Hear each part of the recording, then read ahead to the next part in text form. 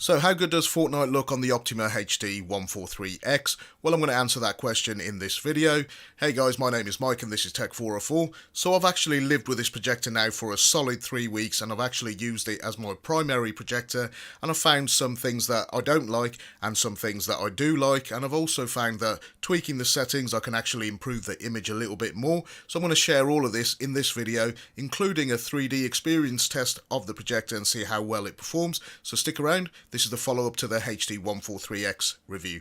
This is the Nebula capsule by Anker, a Pico projector featuring a full aluminum body with a 360-degree speaker. Running on Android 7.1, it's capable of 4 hours of continuous video play. Learn more at the link in the video description. So one thing I'll say for this projector straight off the bat, so this is about 2:30 in the afternoon and this is about 6:30 in the afternoon, and even with a lot of ambient light you can actually still play games or even watch movies. You just have to tweak the settings a little bit. Now here I'll put the projector into game mode and increase the brightness a tiny amount. I think it's about 4 stops, and as you can see the image is more than adequate for actual daytime playing, and you know what, in ambient light this projector honestly has performed pretty impressively. So firstly, our base system is a Ryzen 5 CPU and it's got 16 gigs of RAM and a GTX 1050 Ti, and most of the games that we're actually going to be playing is going to be at full 1080p 60 FPS. In terms of how big the screen size is that you can actually see, because this screen was specifically designed for the Xiaomi laser projector, the screen that we're actually, screen size we're actually playing at is around 86 inches, and honestly the game looks absolutely amazing. It doesn't actually help my gameplay because I suck at Fortnite. I've never played it too much. I'm outside of the eye of the storm right now. Let me just tell you one thing that I did actually experience. Now in terms of input lag and latency, I haven't actually had a chance to test that yet, but when I do I will actually post some images on the Facebook page, so I'll link it in the video description if you want to go follow the Facebook page. But I wanted this to be more about the actual user experience. Now, me sitting on a couch playing with a keyboard and mouse, and this is what I'm actually trying to get and convey to you guys.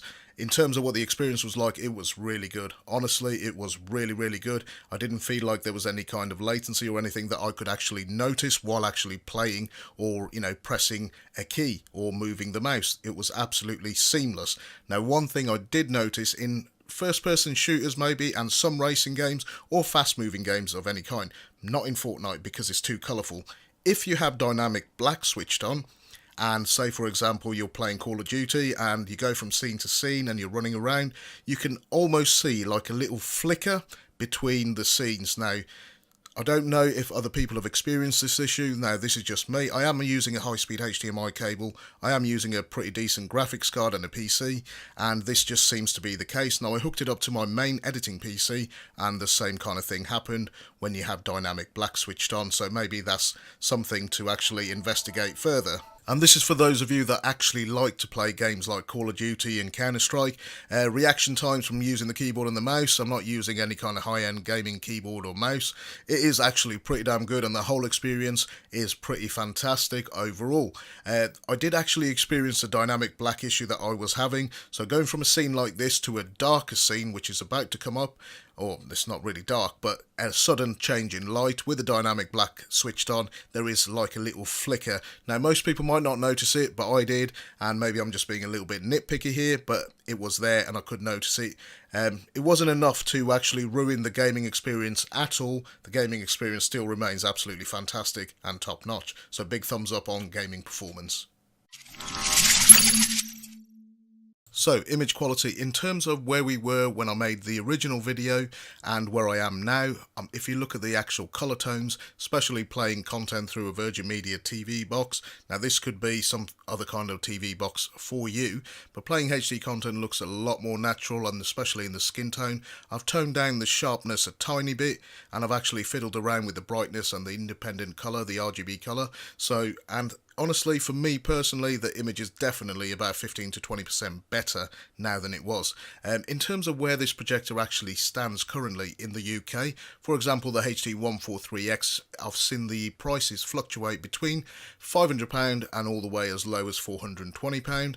Currently, I believe Amazon have it priced at £469, and the closest thing to this, and like I said to you guys, if you follow me on Facebook, we talked about this on the Facebook page and a lot of you had your opinions. The BenQ W1050 was another option to consider. Now, I said because of my environment and the amount of light I have, ambient light, and that I would actually have to control to actually get any kind of decent image, I decided to go with the Optima as opposed to the BenQ, because the W1050 had a lower lumen count at 2200 and even had a lower contrast ratio of 15,000 to 1. But one thing it did have going for it was that 6-speed RGB color wheel, so that would have probably compensated. But because of the environment that I'm in, this is definitely the best price to performance projector currently on Amazon, in my opinion.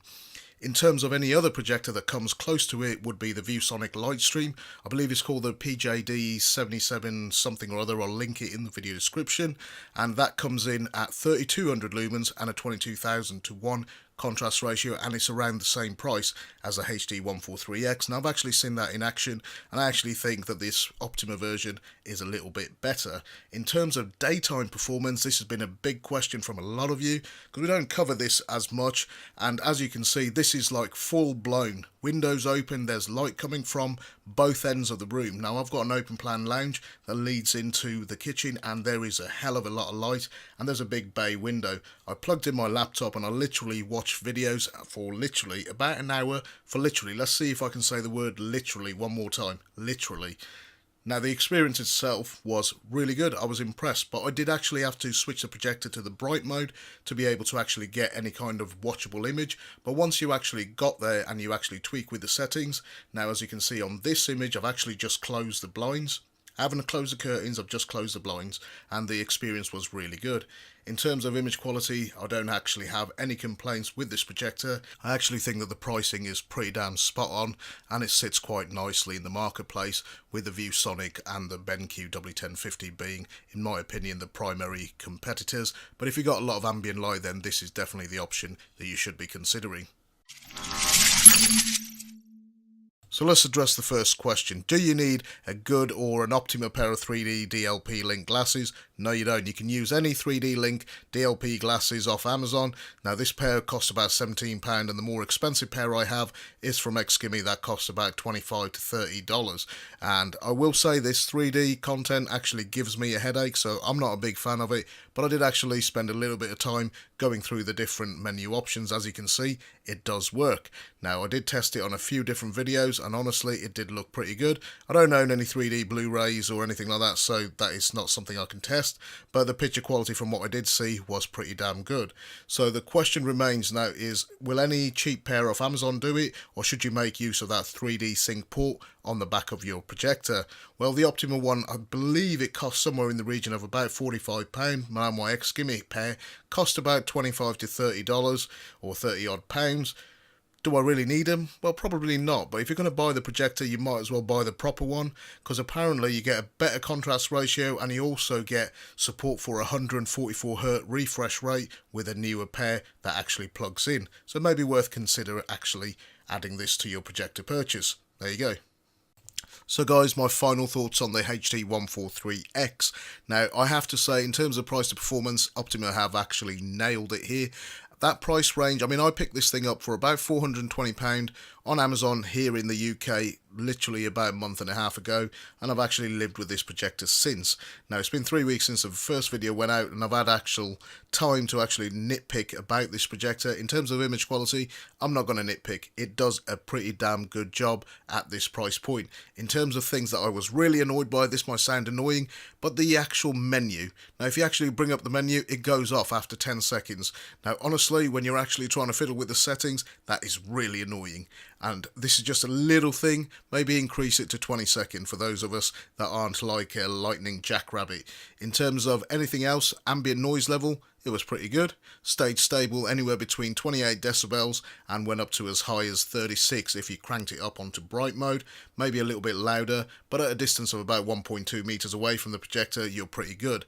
Image quality is absolutely superb, except for that one little gripe when it switches from a light scene to a dark scene. There seems to be a little flicker if you have dynamic black turned on, and trust me when I say this, you want dynamic black turned on. It makes this projector. So guys, gaming performance was rock solid, and I genuinely think this thing is pretty good. I found myself using this projector more often than not on the reference setting. Now, you can actually crank it up to bright especially if you're going to use it in the daytime to watch Netflix or something like that. But this is a great projector, and it's going to be a great projector for somebody who's never owned one as well. So links are in the video description if you guys want to check it out. If you've got any questions, leave them in the comment section. If you like this video, I would really appreciate if you would like, share and subscribe. My name is Mike and this is Tech 404, and I'll see you on the next video. Thank you for watching this ridiculously long video. So how good does Fortnite look on the Optoma HD143X? Well, I'm going to answer that question in this video.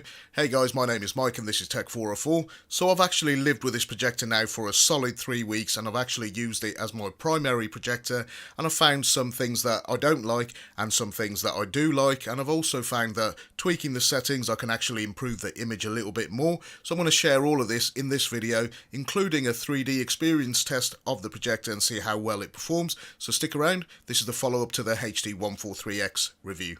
This is the Nebula Capsule by Anker, a Pico projector featuring a full aluminum body with a 360-degree speaker. Running on Android 7.1, it's capable of 4 hours of continuous video play. Learn more at the link in the video description.